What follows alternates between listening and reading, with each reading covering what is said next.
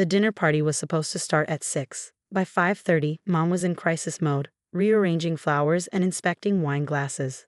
"Sarah, I need you to pass appetizers when people arrive. Carry the tray, smile, offer drinks." I was sitting on her couch with my daughter Emma in my arms.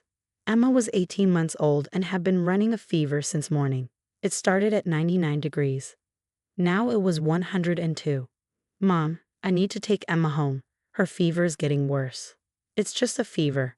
Babies get fevers. Give her medicine and she'll be fine." "I did. It's not working. I think I need urgent care." Mom stopped fussing with the centerpiece. "Sarah, I have 12 people coming in 30 minutes.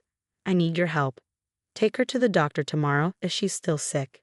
"She's sick now. She's burning up." "Put a cold washcloth on her forehead." "She's fine. My friends are coming over, important people, and I need this evening to be perfect." Emma whimpered in my arms, her little body radiating heat. Her cheeks were flushed red, her eyes glazed. She'd barely eaten all day, hadn't wanted her bottle, just clung to me and cried. "Mom, I really think..." "Stop. I don't want to hear it. I've been planning this dinner for 3 weeks. You agreed to help. Now either help me or leave. But if you leave, don't bother coming back for a while. I'm tired of you always making everything about you and your problems." I felt something crack inside my chest. Emma wasn't a problem. She was a sick baby who needed medical attention. But Mom had a way of making you doubt yourself, making you feel selfish for having needs. "Just for an hour," Mom said, her voice softening into what she probably thought was reasonable. "Help me get through the dinner service, then you can leave. 1 hour. Surely you can manage that for your mother." Emma's fever felt like it was getting higher. I touched her forehead, and she was so hot it scared me. "Okay," I heard myself say. 1 hour. The guests started arriving at 6. Mom's book club friends, women wearing expensive jewelry. They cooed over Emma for 30 seconds before losing interest. "Sarah will put her down upstairs," Mom announced. "Sarah, guest room, then come help serve." I carried Emma upstairs. The room was cold, the air conditioning too high. Emma shivered despite her fever. I wrapped her in a blanket and laid her on the bed. "Mama will be right back," I whispered. She started crying when I walked toward the door, not her normal cry, but weak and pathetic. I went back downstairs. Mom handed me a tray of bruschetta. "Start with these, and smile." I circulated through the living room. Emma's crying got louder. One of the guests noticed. "Is that a baby crying?" Mom laughed. "Oh, Sarah's daughter is fussy tonight. Sarah, could you check on her? Quietly?" I went upstairs. Emma had thrown up on the blanket. Her fever had climbed even higher. I touched her. She was scorching, her little body shaking. This wasn't a normal fever. This was dangerous. I picked her up and brought her downstairs. Mom's face went tight when she saw me enter the dining room.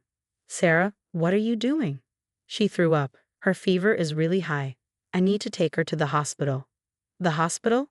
Don't be ridiculous. It's just a stomach bug." "Mom, she's burning up. This isn't normal."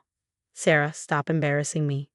Mom's voice was low, controlled, but with an edge that could cut glass. "My guests don't want to hear about vomit and fevers. Take her back upstairs, clean her up, and let the adults finish their dinner." I stood there, holding my sick baby, while 12 women stared at me. Some looked sympathetic. Others looked annoyed, like I was ruining their evening with my sick child's needs. "I'm taking her to the emergency room," I said. "If you walk out that door, you're being incredibly selfish. I asked for one evening, one simple evening of help, and you can't even give me that. You always have to make everything a crisis." Emma was limp in my arms now, her crying reduced to weak whimpers. I looked at my mother, this woman who cared more about appearances than her own grandchild's health, and something broke free inside me. "I'm leaving." "Fine, leave, but don't expect me to forgive this. Don't expect to come crawling back when you need help with babysitting or money or anything else. You made your choice." I walked out. At the emergency room, they took Emma immediately. Her temperature was 104.7. She had a severe ear infection that had gone septic. They started IV antibiotics and admitted her overnight for observation. The ER doctor, an older woman with kind eyes, sat down with me at 2 in the morning while Emma slept hooked up to monitors. "You did the right thing bringing her in. Another few hours and this could have been much more serious. Fevers this high in babies can cause seizures, even brain damage. You got her here in time." I started crying then, all the fear and anger and guilt pouring out. I'd waited too long. I'd served appetizers and cleared plates while my baby got sicker. I'd let my mother convince me that her dinner party mattered more than my daughter's health. I should have brought her in earlier, I sobbed. You brought her when you needed to. That's what matters. But it did matter. Those 2 hours mattered. Emma could have had a seizure, could have suffered permanent damage, because I was too afraid to stand up to my mother. Emma recovered. The antibiotics worked, her fever broke, and we went home after 2 days.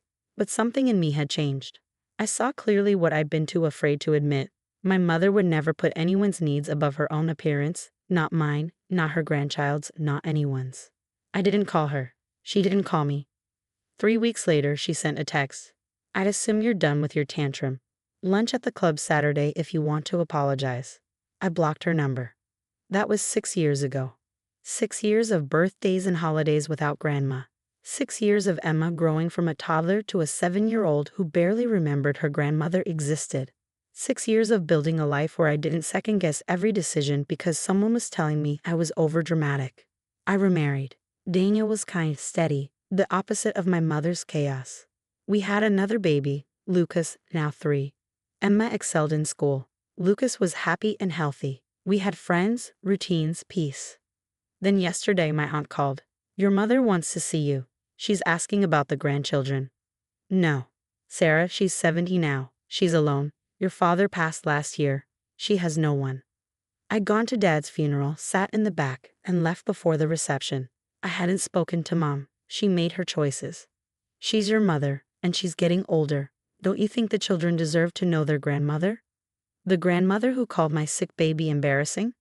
Who told me I was selfish for taking her to the emergency room? People change. She's different now, softer. She talks about you and Emma constantly. She has pictures of Emma on her phone from your old Facebook page. She doesn't have pictures of Lucas because I blocked her everywhere. Please, Sarah, just think about it. She's asking to see them. Just a short visit. She's old and alone and sorry. Did she say she's sorry? Silence. She's implied it. That's not the same thing. But the conversation planted a seed. Not guilt, exactly. More like curiosity. What did my mother want? What would she say after 6 years? I talked to Daniel that evening. He listened, then said what he always said. It's your decision. I'll support whatever you choose. But I won't let her hurt you or the kids. So I called my aunt back. 1 visit. Public place. 1 hour. She doesn't get their phone numbers or addresses. This is it.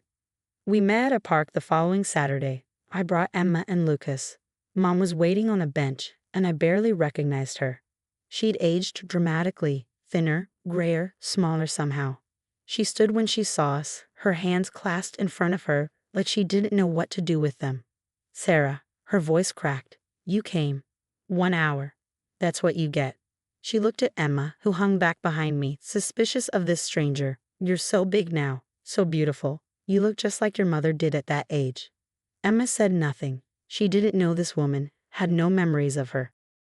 Then Mom saw Lucas. Her eyes filled with tears. I have a grandson. I didn't know.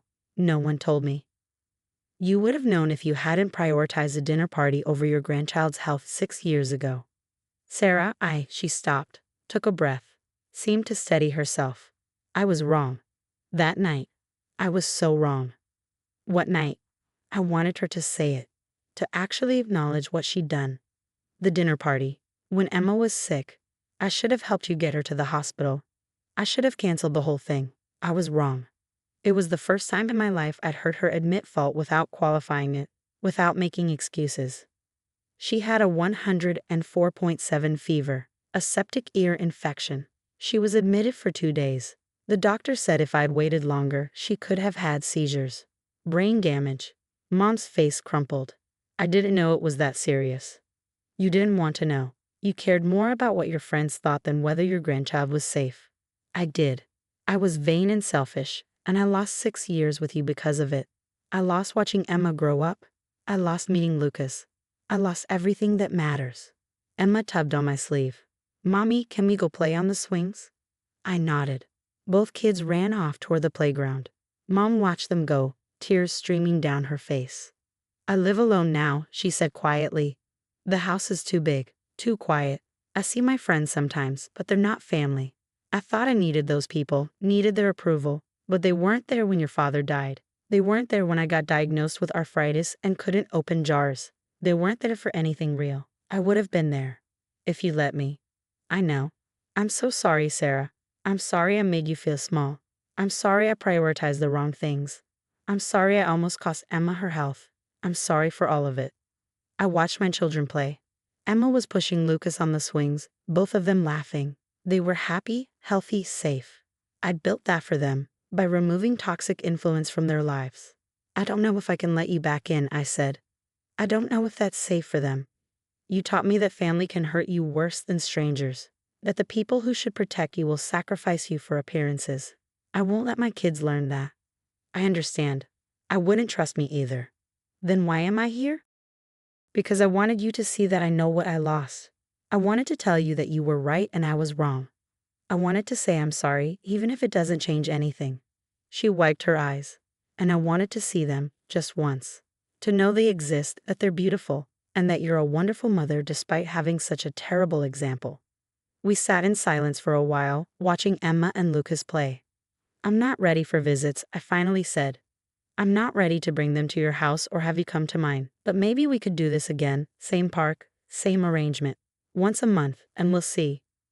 Really? Hope flickered in her eyes. On conditions, you acknowledge what you did was wrong. You don't make excuses. You don't guilt trip me or them. You don't get to complain about being lonely or play the victim. And if you ever prioritize anything over their well-being, we're done. Forever. I accept. All of it. Thank you, Sarah. The hour ended. I called the kids back. Emma waved politely to the stranger on the bench. Lucas ignored her completely, more interested in the rocks he collected. As we walked to the car, Emma asked, "Is that really Grandma?" "Yes, she looks sad. She is sad." "Why?" "Because she made bad choices and lost the people she loved. And now she's trying to fix it, but some things can't be completely fixed. They just become different." Emma thought about this. Are we going to see her again? Maybe. Once a month, if she keeps being sorry. Okay. That evening, after the kids were in bed, Daniel asked how it went. She apologized. Actually apologized. Without excuses. How do you feel? I don't know. Angry still. But maybe less. She's old and alone because she chose appearances over people. That's her karma. But I'm not going to let my kids suffer from her mistakes or mine. So monthly park visits? For now, supervised, controlled, and if she slips back into her old patterns, we're gone. He nodded. You're doing the right thing. Whatever you decide is the right thing. I thought about Emma at 18 months, burning with fever while I served bruschetta.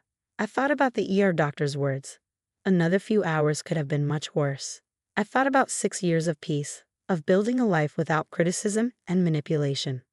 My mother begged to see her grandchildren because she finally understood what she'd lost. But understanding didn't erase what she'd done. Apologies didn't rewind time. I'd give her 1 hour a month in a public park. Let her see them grow up from a distance. Let her know they existed, were loved, and were safe. But I'd never give her the power to hurt them the way she'd hurt me. Never let her teach them that appearances matter more than health, that social events trump safety, that family means tolerating abuse. She could be sorry from a distance, and maybe, over time, that distance would shrink. Or maybe it wouldn't. Either way, my children would grow up knowing they came first. Always.